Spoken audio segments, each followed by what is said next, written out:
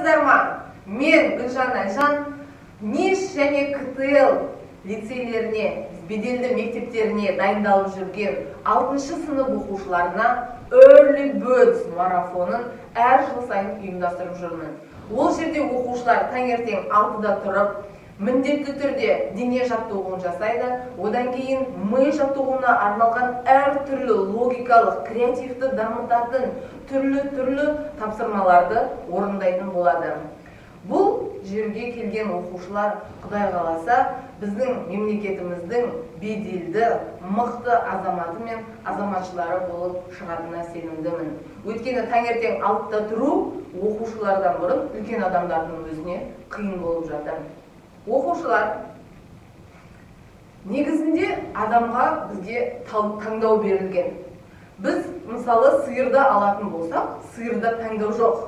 Айта алмайды, стоп, мен болды, бұдан кейін не бермеймін, сүт бергім келмейді, бұлай жүргім келмейді, қойш, мені керек кездеріңде сойып аласыңдар, керек кезде сүтімді аласыңдар, болды, доғарыңдар деп айта алмайды. Сиыр дәл сондай ол дүниеге келген, өзінің міндетін орындап кетеді. Ал адамға бізге таңдау берілген. Біз таңдай аламыз, мына курсқа қатысамыз, мынаған қатыспаймыз, немесе жай мектепте оқи бергім келеді, немесе еліміздің беделді Назарбаев зияткерлік мектебі, Қазақ-түрік лицейі, білім инновациялық лицей деп қазір аударылған, сол сияқты беделді мектептерде оқым келеді деп шешім қабылдап, соған дайындалатын болсаңыздар, ол да сіздердің шешімдеріңіз. Яғни бізде таңдау бар екі түрлі.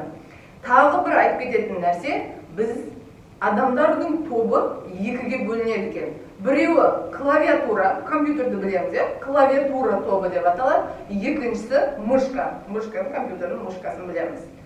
Сол сияқты бұл жерде мышка тобы на клавиатура тобының жасағандарын, яғни клавиатура жасаушылар, бір программа құраушылар, ойын жасаушылар, белгілі бір қызық нәрселерді жасаушылар, немесе ютубқа видео түсірушілер, барлығын жасайтындар.